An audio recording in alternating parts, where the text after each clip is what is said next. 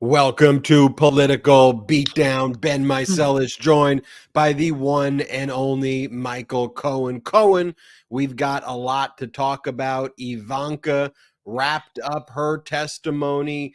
Donald Trump and the other defendants moved for another directed verdict as the prosecutor rested their case. It seems like Don Jr. may be testifying again next week. That is an interesting one. Obviously, it seems this directed verdict motion is going to be denied. Things got heated in that New York Attorney General civil fraud case, as well as Donald Trump's lawyer, Christopher Kise, because everything they do is projection and confession.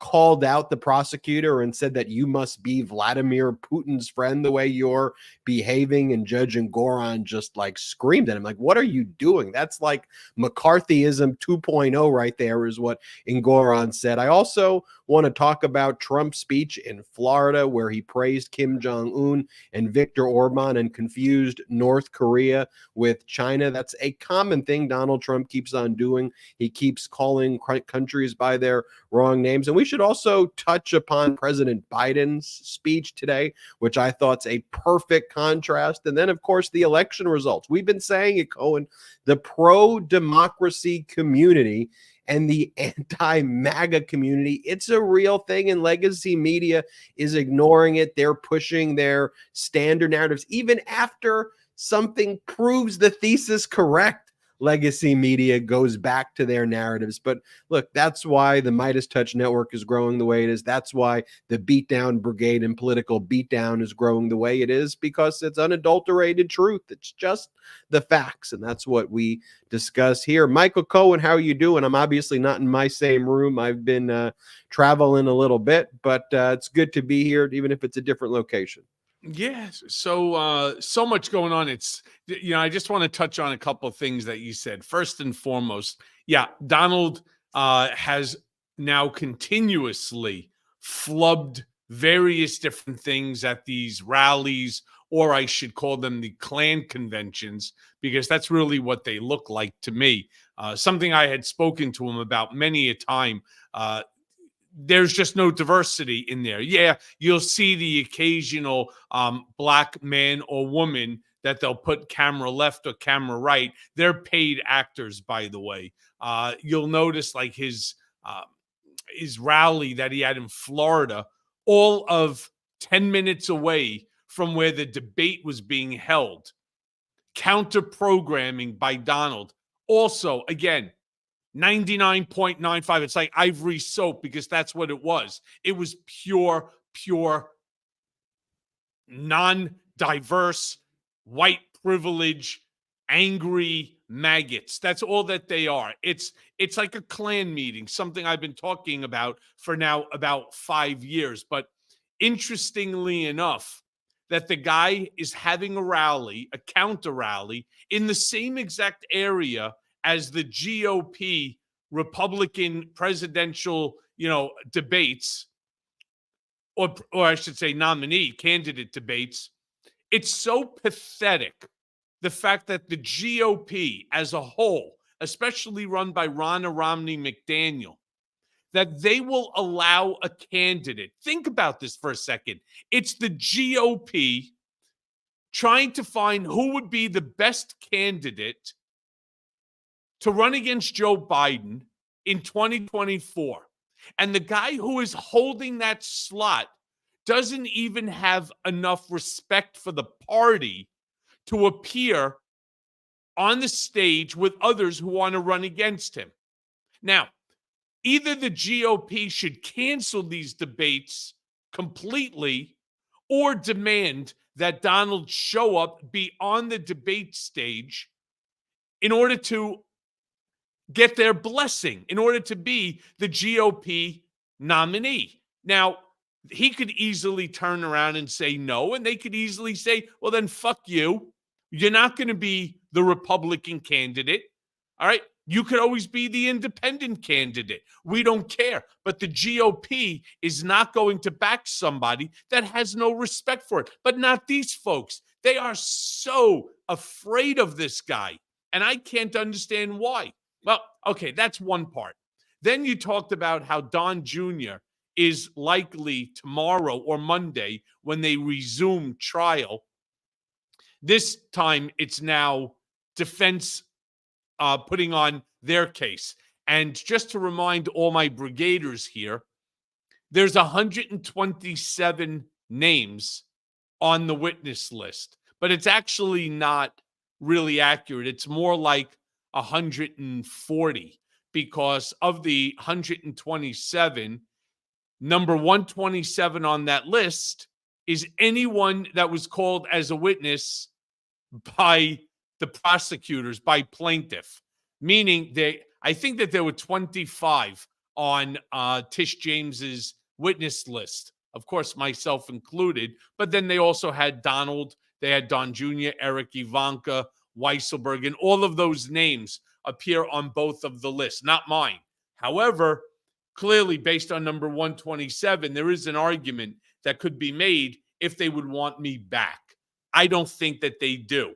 And one of the funniest things, I know that they don't want me back because nothing that I say, nothing that I said when I took the stand benefited Donald. In fact, what it really did is it proved everything that I have been saying, that Donald Trump inflated his net worth for the benefit of lower interest rates and better insurance rates.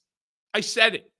Not only did I say it, others said it. So you have corroborating testimony by folks like Patrick Burney or Donald Bender or even Alan Weisselberg. These folks corroborated my statements. By the way, so did Donald himself.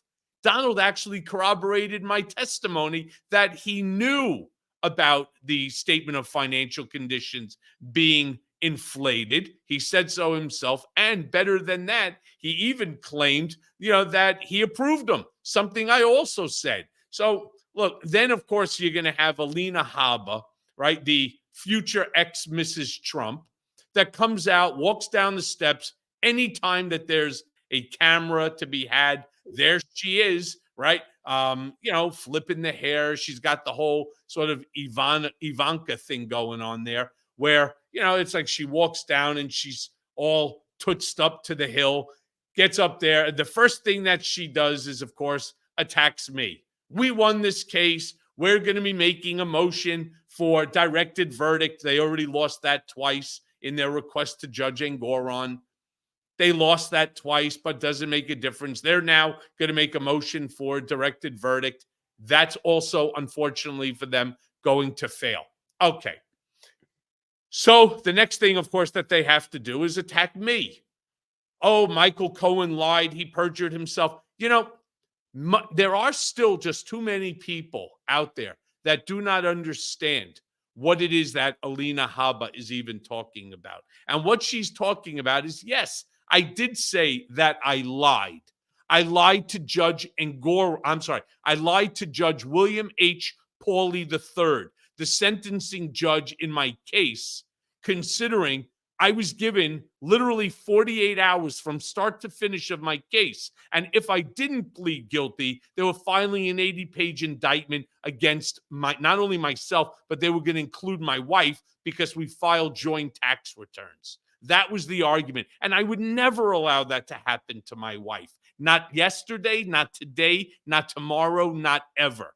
In fact, as I was trying to say, but they basically stopped after I made on redirect that statement, I would lie to God to protect my wife and family. And I suspect that brigaders would as well, because we have empathy. We have love for for those people, especially in our lives, unlike these fucking rat bastards. So that's the lie that she's talking about, and how that has any relevance to this case at all.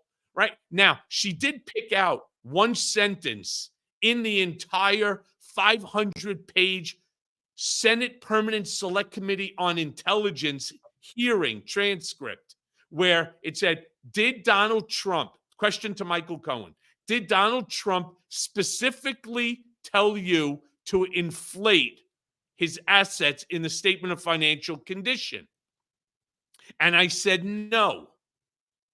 Well, she believes that contradicts my answer when I said, did Donald Trump, inflate his net worth? The answer is yes. Did he know about it? Yes. Well, 4 lines down from that Senate Permanent Select Committee hearing transcript, I stated the same thing that I said when I was on the stand, that Donald Trump speaks like a mob boss. He didn't specifically tell me, hey, Michael, Allen, go in the back, inflate my numbers by $2.5, $3 billion, then come back and show me what you got. That's not what he said. That's not how he speaks. Again, like a mob boss, he would say, when Allen and I were in the office and he's looking at the year earlier statement of financial condition, I'm not worth $5.5 billion. In fact, I'm probably not even worth 6. It's more like 7, or could even be 8.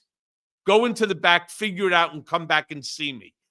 I knew what he wanted. Allen knew what he wanted. He, of course, knew what he wanted because he told us in code what he wanted. We came back with what he wanted. He approved it, and then he got what he wanted. So how it's perjury? She's so stupid. This is the same idiot that couldn't figure out how to check off a box that asks for a jury. This is the one that wants to question my integrity, wants to question, my truthfulness. Nah, fuck that. Doesn't work that way.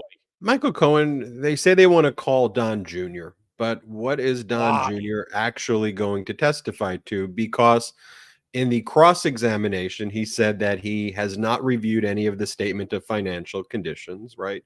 He stated that he wasn't even aware if his signature was on the documents that made him a co-trustee. He was surprised to see his signature on there, and he said, he assumes he signs things all the time, but didn't recognize the document that appointed him to lead the organization.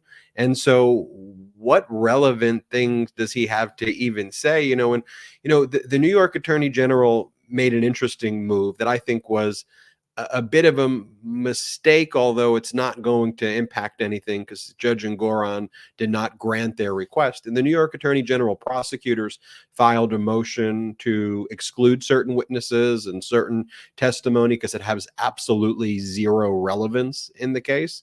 But what Judge Engoron basically said is, I want to make sure I have a full record here. I hear you. I'm not going to let the testimony kind of veer into areas that have nothing to do with this case. But also, I want to make sure that we have a very tight record here, right? Which tells you where Judge Engoron's going now with this disgorgement ruling. And he knows that the real play here by Trump and the other co-defendants in this case is to try to create all of these appealable issues. But frankly, I have not a single clue what Don Jr. could offer, because if you remember when we covered Don Jr.'s testimony and even Eric's testimony, they claimed not to know anything about the statement of financial conditions. And that was something that the professionals did, and they barely even reviewed it, or it was something that Weisselberg did or McConney did. I want to show you this clip. But them, right? Everybody but them. So what are they going? Are they all of a sudden going to have refreshed recollections? That wouldn't surprise me, seeing how their tactics are. Oh, I just remember now. All of a sudden, I want to play this clip for you, and I want to get your reaction, Cohen. This is what Alina Habas said after Ivanka's testimony, and then I want to talk a little bit about You're talking Ivanka's again testimony. about the future ex-Mrs. Trump. So be nice. Clip. The Attorney General rested their case, and it is very clear that they have failed to prove the essential elements of the case. If anybody looks at it, we'll be dealing with this all tomorrow on our motion for directed verdict. Unfortunately for Ms. James and the Attorney General, we have spent 3 years doing this based on testimony from Michael Cohen, who walked into that courtroom and under oath in open court admitted that he perjured himself. He forgot about his testimony where he said that the president, that the CFO did nothing wrong. He has been inconsistent. It has been proven. And frankly, he should be prosecuted for it. Thank you. Who's your first witness? Oh, you'll see. I'm not gonna give you I'm sorry? Any hints? It'll be great. It'll be great because we have nothing to hide. You have to understand, 3 years of this, they didn't prove their limited things that they had to prove. They couldn't do it. They relied on Michael Cohen. I don't care what side of the fence you are in politics. You can't rely on Michael Cohen. And, I think the DA needs to look at this. I think they need to really prosecute this, and I think they need to look at how much money was spent and expose how much money was wasted by New York on a fake, phony case that's about political, basically ammunition for Letitia James. Look, she was here today. She was here today. Why? Because Ivanka, another child of the Trump family, was dragged into court again. It's enough. It's just enough. Wake up, America. It's just enough. Yeah, New York Attorney General Letitia. Right. Could you imagine that Tish James, the AG who brought this case after extensive evaluation, she showed up to the court? I mean, oh my God. On her own case. Right. On her own case. She has been there, Ben, every single day. It's not as if she was only there when Donald was there or when Michael Cohen was there or when Don Jr., Eric, or Ivanka was there. She was there for all of the days that it started. And yes, there are many people that think that, she has taken it a little bit too far, that she has, in the mornings, she'll give a quick minute or two statement to the press. At the end of the day, she'll go out and she'll give a statement as well. I'm not so sure that that's improper. I mean, some people would say, maybe you shouldn't do it. Does it give Trump some sort of an appealable issue? Well, maybe if there was a jury, then that would be improper because you could be tainting the jury as the attorney general. But this is Judge Engoron. This stupid asshole. I'm talking about Alina Habba, didn't sign off. She didn't check the box for a jury trial. It is a bench trial only before Judge Engoron. And he doesn't care what Tish James says. He doesn't care what Chris Kai says. He certainly doesn't care what Habadaba says. He doesn't care what Cliff Roberts says. He doesn't care what Donald says. He doesn't care what anybody says. I'll tell you what he does care about. He cares that none of these people continue and placing his staff, like his law clerk, in jeopardy because he issued a gag order. Does Trump care about that gag order? The answer is no. So what have we learned so far? That nobody here cares what the other side says. Judge Engoron is going to do exactly what he thinks is judicious. He is going to do his job, which is to be the judge, not you, Haba, not Chris Kais, not Donald, nobody other than Judge Engoron is the judge in that courtroom presiding over this matter. Now, where she wants to come off, Michael Cohen perjured himself, yada, yada, yada. I already explained that to you, my brigaders. This woman has absolutely no idea. She's no penchant for telling the truth. The same stupidity that Donald does when they walk out of the courtroom. And they're right outside the courtroom doors is the press. There's a whole gaggle over there. And what do? They declare victory. Meanwhile, their victory was shot down only 60 seconds earlier before Trump stormed out like the petulant little baby that he is because their motion for a directed verdict was denied, absolutely denied, not once but twice by Engoron. I mean, this is seriously a clown show like no other. And what they were looking to do, just so you know, they were looking to bait Judge Engoron. That I could assure you. They were looking to try to bait him so that they could claim some sort of a bias in their appellate papers, which Engoron wasn't falling for. Now, Engoron may be, a little different. He likes to play in a band. He's got some unusual, we'll say, habits for somebody that's a judge. But so what? So far, the guy has been spot on in everything. He has done his job, continues to do his job, and will continue to do his job. Now, some people will turn around and say maybe he shouldn't have issued the decision, which really does read like a verdict in that first part that holds the Trump company liable for fraud. Maybe he should have waited till the end of the case, but who am I to question what the judge's decision is in a case that he's presiding over? This is, as Ben was just saying a second ago, this is all about what's called disgorgement. It's all about how much Donald Trump benefited from the lies in the overinflation of the statement of financial condition. Meanwhile, one thing that really was not touched on during the entire trial so far is the fact that Donald, not only did he overinflate his assets for the purpose of being able to, one, be on higher on the Forbes list, but two, to use that in order to obtain benefits like in insurance and in opportunities with the banks.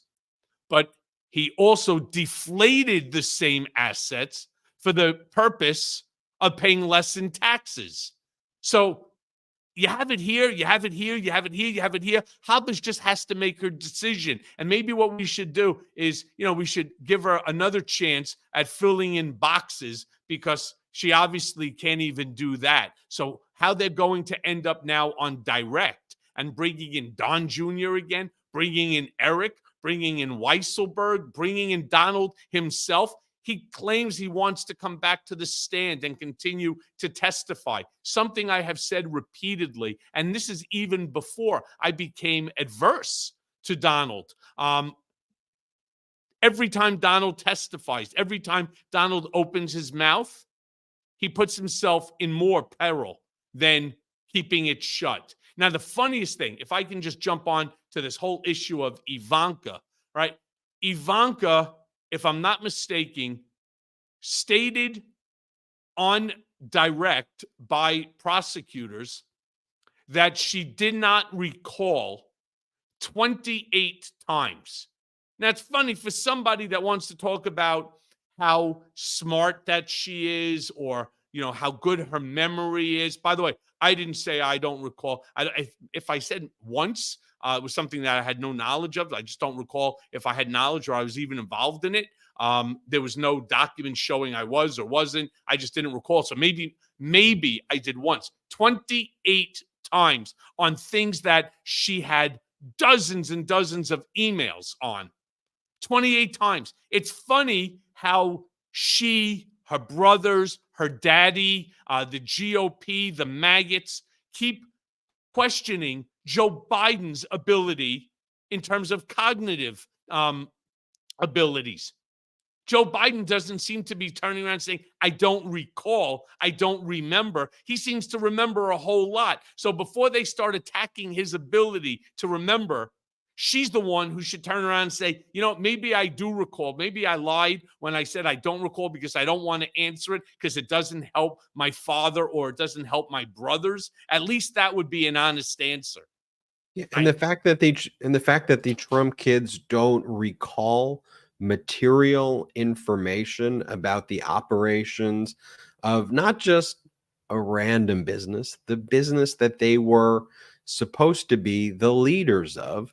And that is why, though, Michael Cohen, Judge Engoron issued that ruling before the trial started, granting summary judgment in favor of the New York Attorney General's office. Because as Engoron has said over and over again, you got to at least produce a scintilla of evidence, affidavits under penalty of perjury from Don Jr. or Eric or Ivanka or Donald Trump, stating, here's the process that we went through. Here is why these valuations were accurate. You have to put forward evidence.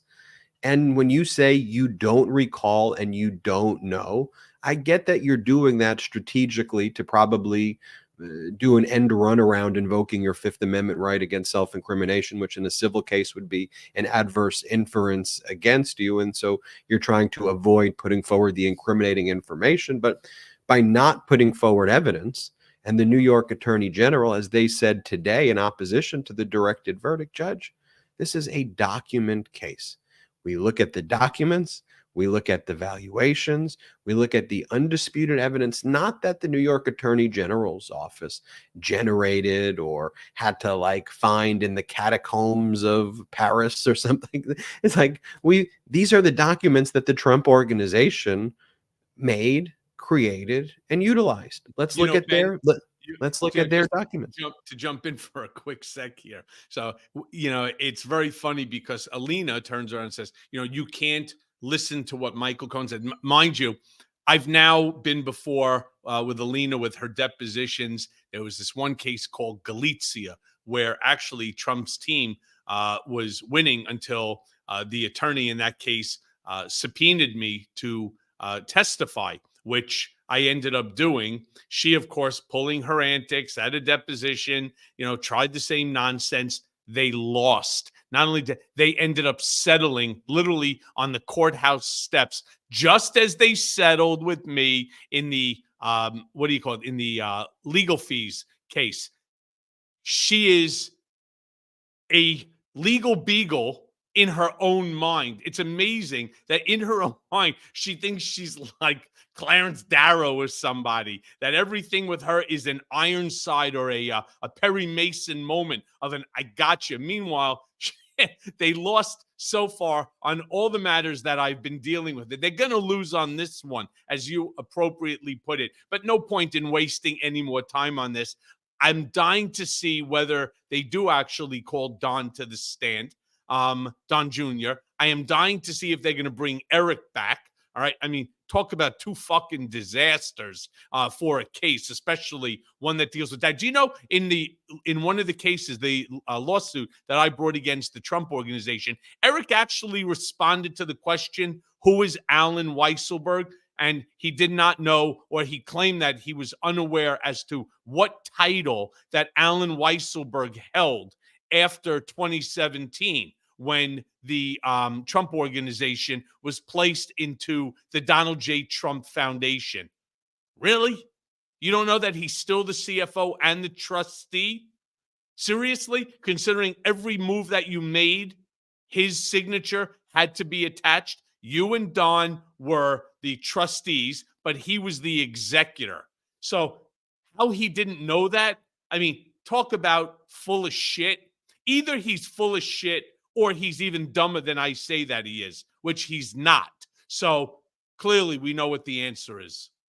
And the thing too about Judge Engoron, or whether it's Judge Tanya Chutkin, or whether it's Judge Merchan, the judge presiding over the Manhattan District Attorney case, or whether it's Judge David Carter in the Central District of California Southern Division, who found that the crime fraud exception applied to John Eastman's representation of Donald Trump. I could go on and just list the judges, but these are well-respected jurists. Unlike Judge Eileen Cannon, who was always someone who was not qualified for the job, all these other judges that I listed are very qualified people.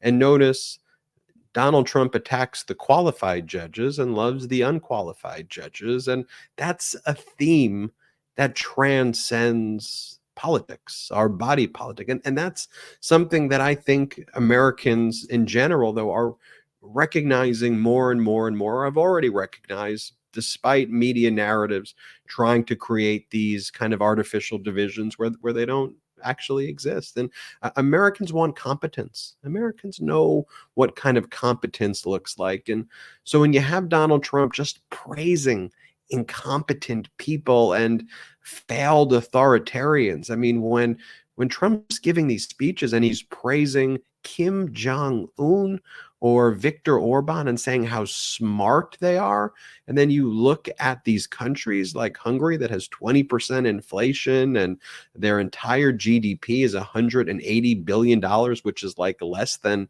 a lot of American corporations. Like Apple has more revenue than the entire GDP of Hungary. Yet Donald Trump praises the leader of Hungary, by the way, who's like nationalized private businesses. It tells you everything you need to know about him.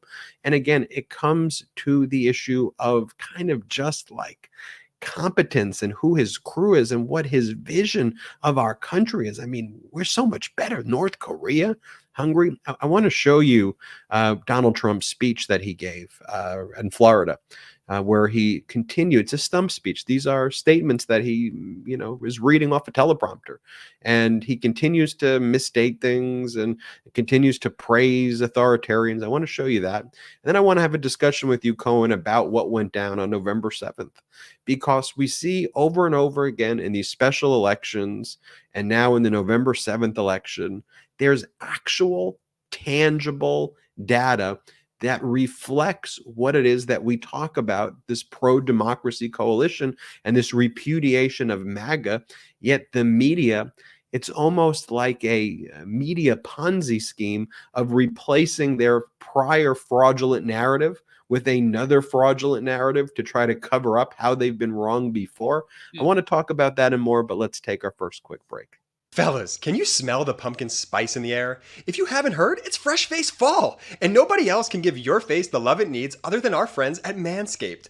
The folks who change below your belt are here to help you with their brand new Handyman electric face shaver, designed to give your face that smooth finish without the mess of a wet shave. It's the perfect tool for men with all beard lengths. Whether you're lining up your neckline or taking it all the way off to feel that autumn breeze, make sure to join the 9 million men worldwide who trust Manscaped with our exclusive offer. Head over to manscaped.com and use code BEAT for 20% off and free shipping. Don't be a bad apple this year. Choose Manscaped. Manscaped helps me look my best and stay confident. Your face is the first thing people will see when you walk through the door. Give them something to look at with Manscaped's Handyman. For me, being able to shave up to 3 days growth without the mess of a wet shave is priceless. With the Handyman skin-safe technology to help reduce nicks and cuts, you can finally feel confident when going for that close shave. For wet or dry use, feel free to bring this anywhere and everywhere. The compact design and airplane friendliness make this the perfect travel tool for on the go. And for my fellas with a little more scruff, Manscaped's Beard Hedger Pro Kit has everything you need to tame your mane.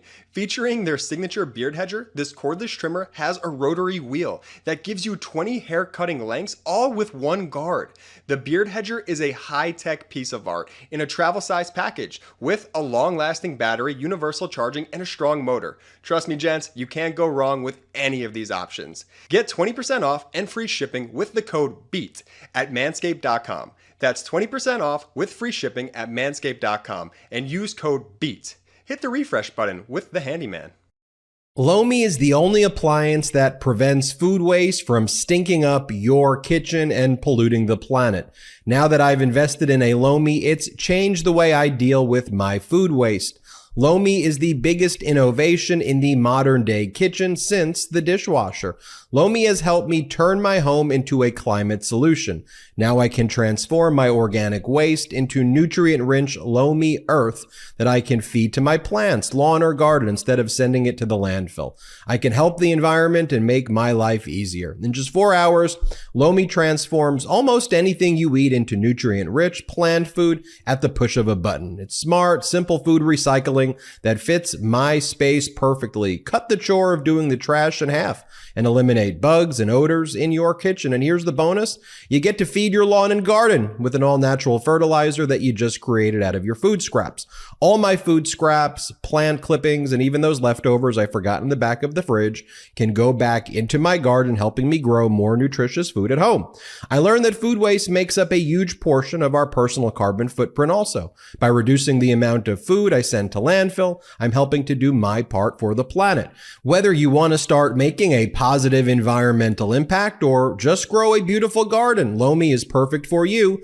Head to lomi.com/beat and use the promo code BEAT to get $50 off your Lomi. That's $50 off when you head to lomi.com/beat, BEAT, and use promo code BEAT at checkout. Thank you, Lomi, for sponsoring this episode.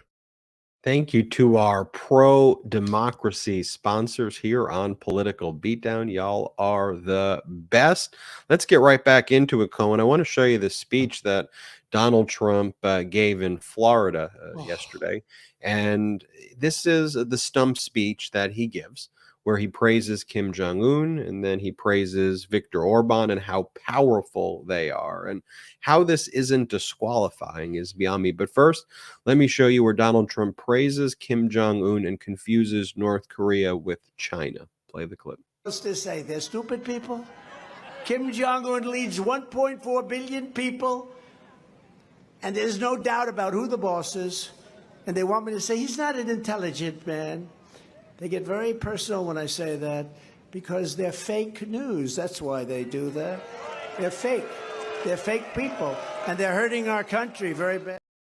Like, how is that even a thing? Like, how is that even? Ben, in all fairness, forgetting about the fact that he's an idiot, forget about the fact that he wants to cozy up to our adversaries, at the expense of our allies. He's an idiot. How the GOP continues to allow him to be even a registered Republican and run as the nominee for the Republican Party, I don't know. They're all idiots. However, here's the worst part of it all.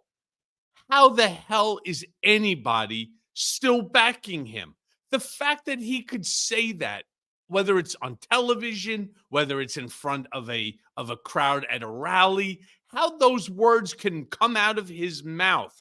It's so anti-American. It's so anti-democracy. It is so stupid that I can't imagine that there's 70 million people that voted for this ass clown, that there's still tens of millions of people that are voting for him as the Republican nominee. These maggots, I get it. White privilege. Did you see that rally? Does it not validate what I said to you before? There's one black guy, and he's, of course, standing up holding a sign. Why? Because he's paid to stand up and hold the sign. For God's sakes, how this asshole is still permitted to be the Republican nominee, I don't know. But how anybody wants him to be the Republican nominee is the thing that I question every single day. What the hell, Ben, are you and I and the Brigaders missing?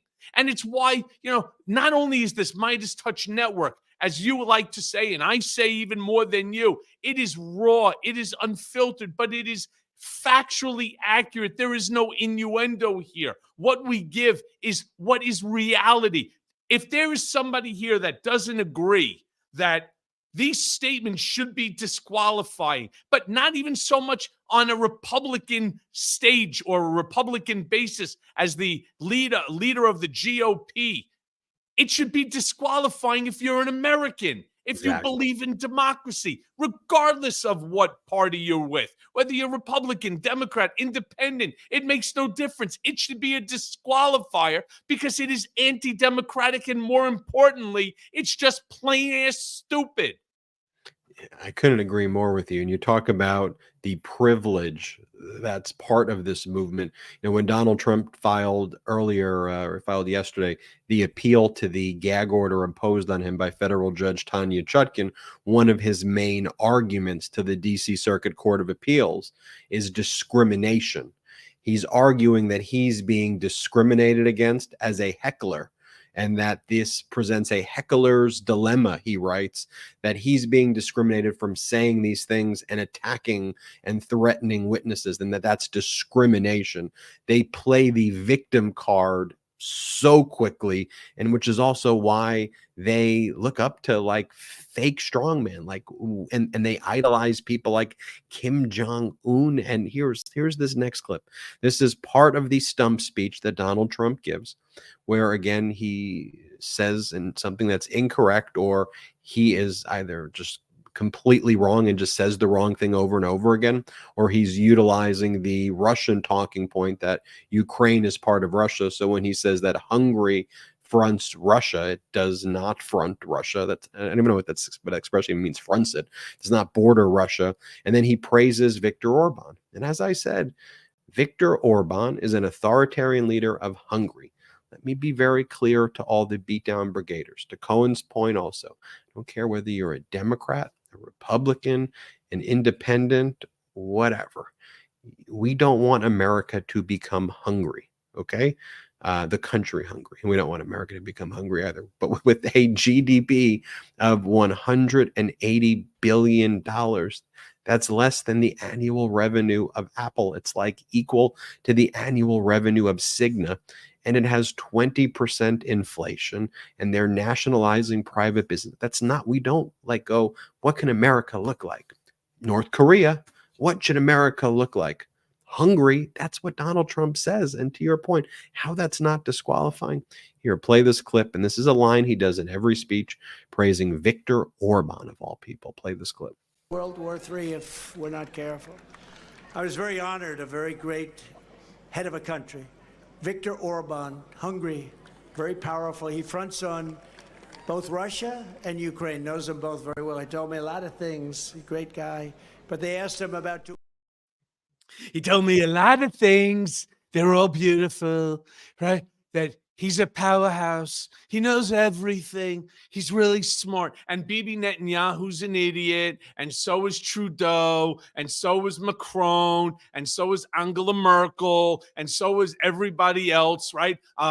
President Obama. Everybody's an idiot except for these strong men. I mean, listen, the only idiot needs to look in the fucking mirror and realize that he power blew, probably with like a what is that, like a leaf blower, all the bronze makeup on his face, because he looks absolutely fucking stupid and ridiculous on top of everything. Well, here he learns that you could put watermarks on paper for the first time, and he wants to share that as part of his. By the way, he should patent it. Maybe play it. Paper ballot. You know, they make paper now, watermark paper. That's amazing. That was you know what else is watermarked paper? U.S. currency, Canadian currency, English currency, Viktor Orban's currency. All currency in the world is watermarked. Idiot. Here he brags about appointing Supreme Court justices who overturned Roe v. Wade. Federal judges, a record, and 3 great Supreme Court justices. And, you know, that was a key thing in the November 7th election, you know, especially you look at issue 1 in Ohio, where you have these MAGA Republicans who have taken away a woman's reproductive rights. Even in deep red states, you're seeing a backlash against that, and rightfully so. And so for all these MAGA Republicans who are MAGA-splaining all these years, we're for states' rights, we're for states' rights. Well, if you give it to the states don't support what you're doing. So now what do they talk about right after November 7th? More national, no exception, abortion-style bans, with MAGA Mike, the MAGA Republican Speaker of the House, leading that charge. I want to compare this, though. I don't just want to show you these clips of Donald Trump. I want to compare him to the speech that President Biden gave, standing side by side with union workers and workers who he's been with from the very beginning. First, let me show you this clip right here where this is such an interesting moment. So someone actually falls down in the crowd during his speech, and you'll see President Biden is sharp. All of these false narratives about him are just complete crap. And here Biden goes, I just want everybody to know that wasn't me when someone falls. Here, play this clip. That's not too much to ask. You okay? I want the press to know that wasn't me.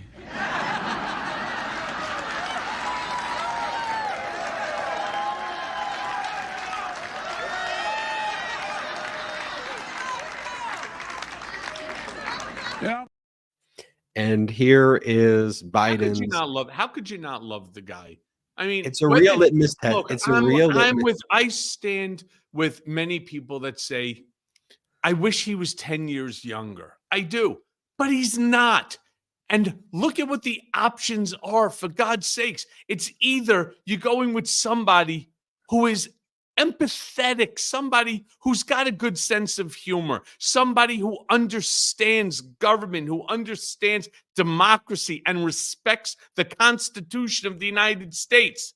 That's Joe Biden. And then you got the Mandarin Mussolini, private chaos. You have the narcissistic sociopath in chief that wants to sit there, cozy up to our adversaries. Kim Jong-un, he's a genius. It's a love fest. It's a love fest. Xi Jinping, is he not brilliant? Is he not brilliant? And then you got Mohammed bin Salman, and you have all the rest, Viktor Orban. You have all of these authoritarians. Vladimir Putin, I believe him. He believes him over our own intelligence agency. Look, I know, we get close. It's like 15, 20 minutes left.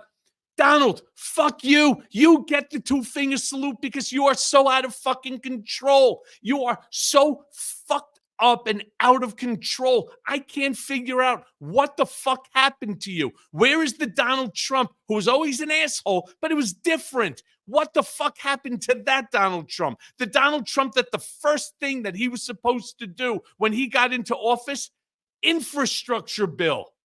Raise $7.5 trillion, rebuild American roads, make sure that every single household has free Wi-Fi, that the water is not tainted like in Flint, Michigan, anywhere. Rebuild America so that you don't complain every time that your used aircraft lands in LaGuardia or in Teterboro or wherever, that you pop a tire because the runways is shit, like if it was just bombed out in Baghdad. I mean, these are the words that came out of this moron's mouth. So instead, what did he do? Oh, I have an idea. I'm going to listen to Steve Bannon and Steve Miller, two fucking racists. Racists.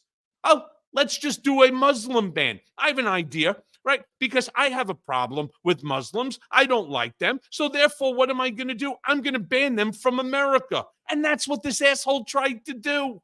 He tried to pass a bill calling it an immigration ban when in fact it was nothing shy of a Muslim ban. And I remember sitting in the Oval Office and saying, boss, how could you possibly want to even ban a religion from this country? How? You can't do stuff like that. And his comments, well, yeah, it was Steve Miller and Steve Bannon. We'll get it right next time. That's not who you want in the White House. That's not who needs to be running this country on our behalf. Come on. Here's what President Biden said, not the two-finger salute, but here when he started to bring up Trump, then catches himself and makes the sign of the cross. Here, play this clip. Let's think about this. When my predecessor, the distinguished, anyway.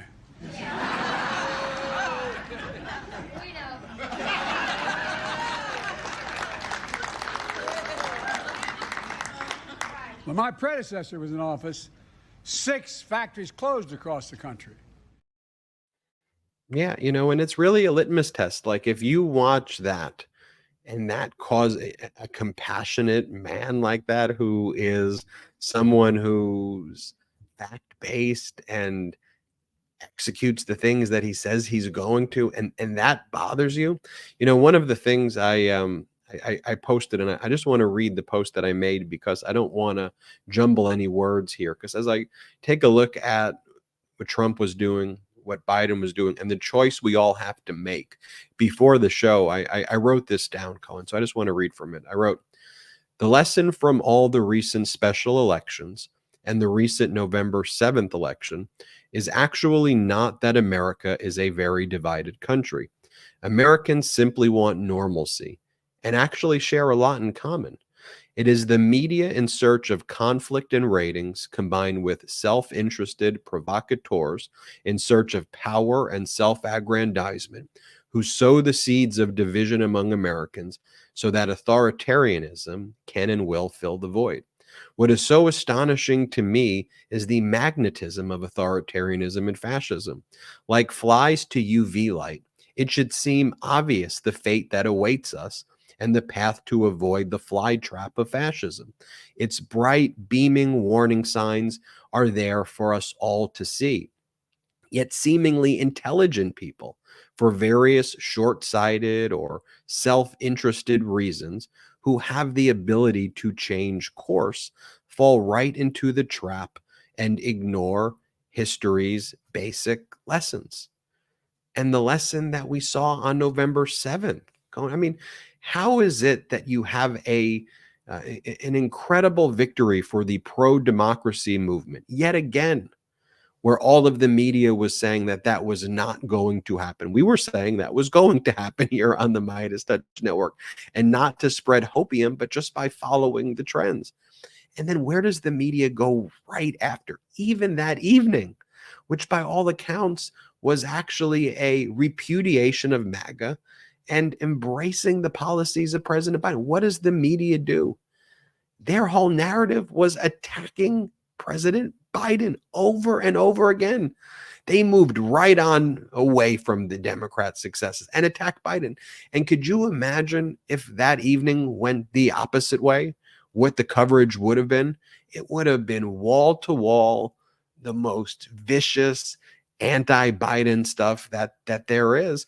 And it's this reflexiveness, the way I described it in that statement that I wrote, like a fly heading towards the UV light, and that's legacy media.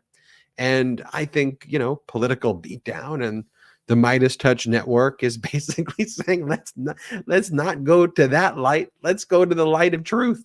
Let's find the light of reason and compassion and intelligence. And so even with all of the real data, and when I say real data, because an actual event took place where we can extrapolate things that are happening. The media is like, whatever. We're just going to go with like our made up BS just because. And I'll tell you, Colin, one of the funny things was I rarely, if ever, watch legacy media anymore at all. And I just watched a little bit of the coverage because I just wanted to see what I was getting pinged by everybody who were saying that they were doing this. And I watched it, even networks that people like, and I won't trash network, but I think people know the one I'm thinking of in particular. And I'm like, this is what the news is. I'm like, how is this even possible? This is what they're talking about. And look at how they went ahead. They ran with the New York Times Siena poll like it was the end all be all, like it was the 10 commandments that Moses just brought down from Sinai. I mean, give me a goddamn break. Absolutely not. And you know what showed that poll is inaccurate? I'll tell you what showed it. The results from the other night. That showed it. It, for whatever the reason is, and I'm not saying that the poll was fake. I'm just saying that these polls and the pollsters are all skewed. I had that fight with Breonna Keeler years ago when I said, says who? And guess what? I was right then, and I know for a fact I'm right now. We're not going to panic as Democrats. We're not going to panic as brigaders. We're not going to panic as mea culpa followers. We're not going to panic as, Midas Touch Network followers. We're going to now coalesce together to ensure that everything that we think is supposed to happen, that we know is going to happen, happens. For example, we're going to continue to grow on this network and others. We're going to continue to build, for example, our Patreon, our patrons for that. And we're going to ensure that when the right time comes, we are all going to be one gigantic community. We're going to descend upon DC like DC hasn't seen in years. We're going to get other organizations that are like-minded with us, and we're going to ensure that our voices are heard, that when the 2024 election comes, it is not even close, that it's not close, like, believe it or not, the 2020 election. That was just way too close. This one needs to be a complete and total ass-kicking, because anything shy of that, anything, is going to be just 4 more years of this Republican Trumpism, this ideology of hate. And you know what? Our country cannot afford it any longer. We can't afford our country having hate. We can't afford the world having hate. Could you imagine how much money the United States would have right now if there wasn't a Ukraine-Russia war, or what's going on in Israel versus Hamas? How much money is being diverted into the military in order to protect 2 democracies, right? From actions that are just despicable. I mean, a lot. And that money can go into the United States, and it should be staying in the United States. We should be rebuilding our infrastructure. Look, here in New York City, I can tell you, drive down the goddamn street and the freaking potholes. All I see are vehicles parked on the side with flat tires. I mean, it's out of control. The bridge under Park Avenue overpass, right? Or the underpass. It took like 10 plus years for them to finally finish it. The whole thing is like, what, 100 yards? I mean, it's like the size of, maybe even less, maybe it's 50 yards, like half a football field for 10 years. I mean, I could have done that shit myself. Give me a fucking trowel and a bucket of cement. I could have done that shit myself. 10 fucking years. Union. I mean, for God's sakes, I would have turned around if I was running the city. You have literally 3 months to finish that. I don't care if you sleep in the fucking tunnel. Finish it. You can't go ahead and you can't, inconvenience the people of New York City for 10 fucking years to finish a 50-yard tunnel. Come on. It's a joke. I want to show you this too, and this is what's just extra pathetic, and it transcends political parties. It's just this. It's not. It's he's not strong. He's just a loser. Like this is loser behavior right here, right? So after November 7th, where there was this repudiation of MAGA, Donald Trump then blames all of the other Republicans, and then they take it like they're just like lay it on us. We are just let him get away with it. So here are some of Donald Trump's posts. He posts this one. Don't blame Trump for what happened on election day. And it's just like one of these like random right-wing websites. That's one of the ones that Donald Trump posts. The next one is the DeSantis McConnell axis of idiots took the L's for the loss for last night, not Trump. And then the other one, Donald Trump blames the fact that Andy Beshear, the Democratic governor, won re-election against the MAGA candidate who Donald Trump endorsed, Daniel Cameron. Trump goes, Daniel Cameron lost because he couldn't alleviate the stench of Mitch McConnell. I told him early that's a big burden to overcome. McConnell and Romney are kryptonite for Republican candidates. And you look at what Trump said just a few days ago about Cameron. Trump wrote, wow, Daniel Cameron of Kentucky has made a huge surge. Now that they see my strong endorsement and the fact that he's not really a McConnell guy, they only tried to label him that because he comes from the great state of Kentucky. Anyway, go Daniel, great future for you and your state. You will bring it to new levels of success and I will help you. Like, folks, that's a loser. Like that's what a loser look. I mean, that's just such a loser. You know what's funny? He happens to be the one that chose Ronna Romney McDaniel. I mean, it's really kind of comical. Yeah, she's kryptonite. Okay, what does he think he is? But not just kryptonite to the Republican Party. He's kryptonite to America. He's kryptonite to the world. How many times, even on this program or others, have I turned around and said, a strong America means a strong world. A weak America means a weak world. Donald left America in a terrible, terrible position because, again, for the third time in today's episode, I'm going to say the same thing, and I hate saying it.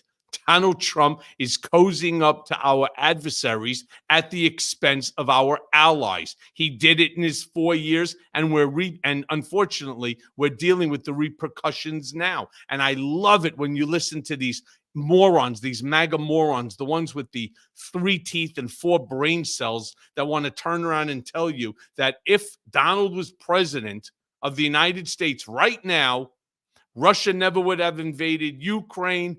Okay, and that there would not be a war in Israel between Israel and Hamas. I mean, that's just what these people say, and they say it with such conviction, no knowledge, no basic reason, no basis for saying it. There's no basic facts to support it, but they say it anyway. One turns around, says it, and you got 6 others with the banjo from the Deliverance. All of a sudden, yeah, okay, yeah, you're right, yeah, Donald, go Donald, yeah, all right. I mean, talk about stupid. Cohen, I want to thank all the beatdown brigaders though, because I know from the Virginia phone banks and Ohio and Pennsylvania and across the country, I've been hearing, hey, the Midas Mighty were in full effect, making calls and canvassing and getting out the vote. And so thank you. One of the things that we can do with this community, it's not just entertainment, right? We all, the community you all created, we can harness that pro-democracy power and really create fundamental change if we're surgical and methodical about this together. So I just look forward to building this. And one of the things I should just say about the network, and Cohen, I know you make the pitch great. There's no outside investors on this network. We're not kind of controlled by some outside investor group that sits on the board that tells me or Cohen or my brothers how we need to act or what we need to do. And so I always say it may not be the greatest business strategy to fund a network on emojis through the YouTube dollar sign thing there, but it's fun, or through the Patreon that we have. But that's how we kind of hold it close. build brick by brick. You see how methodical this has been growing. And that's really thanks to all of you and all of your support. Number one, the best way you can help is make sure you're registered to vote and make sure you're registering others to vote. Number one. And two, if you can share these videos with people and share the show with people and let people know about the network, just even 1 or 2 people a day, hugely helpful if you were able to do that. And then if you are able to either become a member of the YouTube by hitting that $sign, and you can gift memberships to people, but then separate from that is the Patreon. And Cohen, you're so involved in the patreon.com/political beatdown. You're directly engaging with all of our patrons who have questions. You're constantly posting. It is you, the one who's responding to everybody. So we're going to do the after show. We always have exclusive after show podcasts. So there's exclusive podcast content on patreon.com/political beatdown. But as we close out the show, Cohen, let people know why you think that Patreon. Brigaders, patreon.com/political beatdown. Join it. I'm sure you're going to love it, just like everybody else so far has. Be a part of our little extra community. That's if you can. If you can't, no worries. I hope you get enough of the entertainment and enough of the raw, unfiltered, and accurate information from Ben and I here on Political Beatdown. That's obviously important to us. Patreon, as Ben said, it's just a side thing that helps in order to keep Midas Touch Network, Political Beatdown going if you can. Again, patreon.com/political beatdown. I also want to remind you, if by chance you happen to be in New York, December 9th, it's a Sunday at 2 p.m., I am going to be doing my Mea Culpa live at City Winery NYC.